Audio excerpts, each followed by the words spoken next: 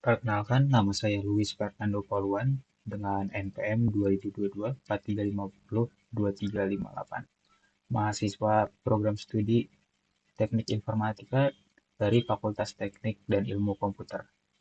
Di sini saya akan mensimulasikan tugas akhir saya dengan judul Algoritma K-means Clustering untuk pembagian jemaat GPB Cisaeng berdasarkan usia, status baptis, status CD, dan status nikah. Yang pertama kita harus lakukan adalah memastikan bahwa basis data kita terhubung dengan program kita lewat XM Control Panel. Karena kita menggunakan database MySQL, maka kita akan menyalakan di bagian MySQL dan Apache. Selanjutnya, jika sudah terhubung, kita akan membuka aplikasi kita. Di sini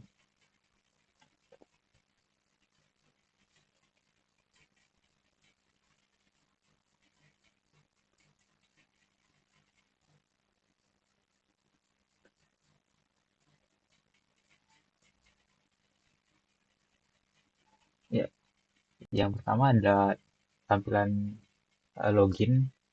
Di sini pengguna akan memasukkan username dan password. Pengguna di sini adalah admin dari gereja atau pengurus dari gereja itu sendiri. Dan jika belum ada akun, maka admin bisa melakukan register dengan menekan tombol register. Maka akan diarahkan ke halaman register untuk membuat username, password, dan juga memasukkan verifikasi password tadi. Kita kembali ke halaman login. Kita coba memasukkan username beserta password yang sudah terdaftar.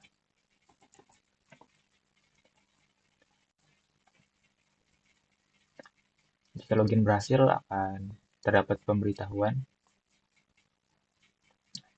Di sini ada beranda dan di bagian kiri ada menu-menu untuk dalam aplikasi ini. Yang pertama ada home, itu beranda ini sendiri, landing page. Yang kedua ada master. Di dalam master ada form jemaat dan clustering. Jika kita mengklik menu jemaat, maka akan tampil data jemaat yang terdaftar di GPB Cisaeng dengan data-data nama, jenis kelamin, tanggal lahir, usia, tanggal baptis, tanggal CD, dan tanggal nikah. Kita mencoba menambahkan data jemaat baru. Pertama kita harus mengisi nama dan juga jenis kelamin. Untuk tanggal yang wajib diisi adalah tanggal lahir, tentu saja. Dan untuk tanggal yang lain bersifat opsional karena ini adalah uh, menyangkut status gerejawi ataupun status nikah dari data jemaat tersebut.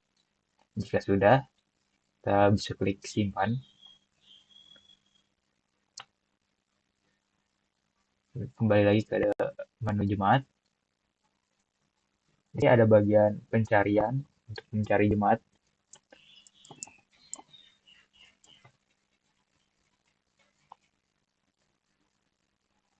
Oke, sudah terdaftar jemaat yang baru saja kita masukkan tadi. Selanjutnya ada menu clustering. Di sini ada 3 tabel. Yang pertama tabel atribut berisikan data-data jemaat dan juga atribut-atribut yang akan digunakan sebagai penilaian clustering, yaitu ada atribut usia, status baptis, status CD, dan status nikah. Kedua ada tabel centroid yang berfungsi untuk menampung centroid awal sebelum melakukan perhitungan. Di dalam tabel atribut, dia juga sudah melakukan label encoding sesuai dengan data-data yang tersedia, seperti kategorisasi umur dan status gerejawi. Dimana jika sudah baptis berarti nilainya 1 dan belum baptis nilainya 0. Berlaku juga untuk variabel status yang lain. Misalnya kita akan melakukan proses clustering, pertama-tama kita harus memilih centroid awal yang akan dijadikan acuan. Kita pilih saja.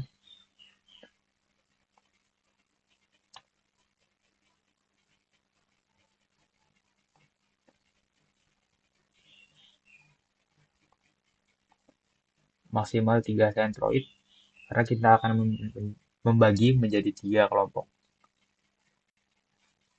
Kemudian kita klik tombol proses. Nah, akan ada pesan yang memberitahukan status konvergensi pada iterasi keberapa. Dan perhitungan kali ini status konvergen berhasil dicapai pada iterasi ketiga. Di bagian bawah ada tabel hasil clustering, di mana ini terdapat jarak hasil perhitungan antara tiap data ke pusat centroid. Dan di bagian kanan terdapat cluster di mana data tersebut tersimpan. Tiap iterasi dapat dilihat skornya dengan mengklik dua tombol di bawah. Dan juga di bagian kanan di bawah tabel centroid ada summary atau gambaran besar tentang jumlah anggota di tiap cluster. Jika sudah, kita akan melakukan penyimpanan. Tinggal mencet button simpan, maka data akan disimpan ke tabel hasil cluster itu. Tombol reset berfungsi untuk eh, mengembalikan semua nilai seperti semula. Selanjutnya di menu laporan, laporan jemaat berisi data jemaat juga. Namun di sini ada tombol untuk cetak yang berfungsi untuk menjadikan data-data tersebut ke dalam bentuk PDF.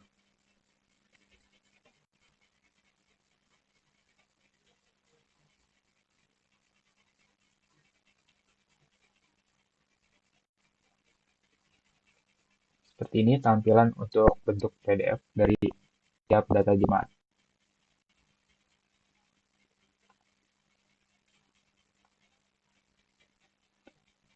Di bagian bawah ada tanggal dan juga eh, pengurus dari gereja jika ada keperluan yang memerlukan data dari jemaat.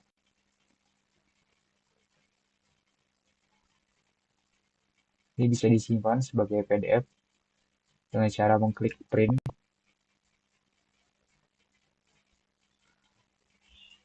lalu oke.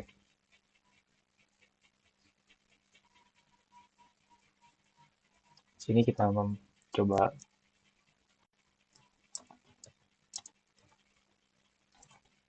memberikan nama file karena saya sudah ada sebelumnya, jadi kita ganti saja dan akan muncul dalam bentuk PDF.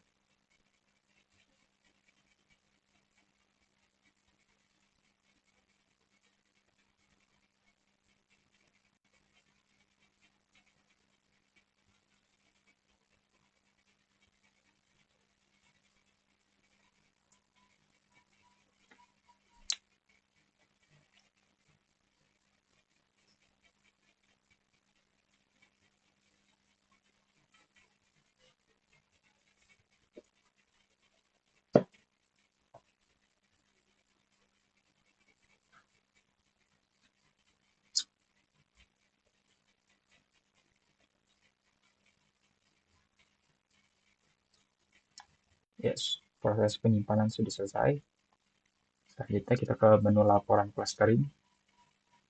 Di sini ada data jemaat juga beserta perhitungannya ke tiap-tiap eh, pusat sentroid. Kemudian di kolom terakhir ada cluster ID yang menunjukkan tempat di mana data tersebut tersimpan, tergolong. Dan di bagian bawah ada pie chart distribusi anggota per cluster dengan total cluster satu ada 184 anggota, cluster 2 ada 57 anggota, dan cluster 3 ada 163 anggota. Sini tersedia menu cetak sama seperti pada laporan jemaat. Sini juga berfungsi untuk melakukan pencetakan dalam bentuk PDF pada tiap data yang tersimpan.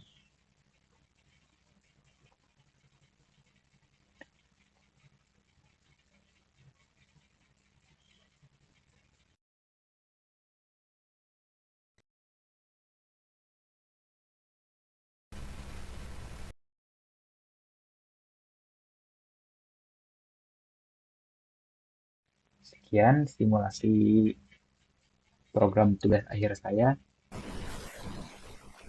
Sekian dan terima kasih.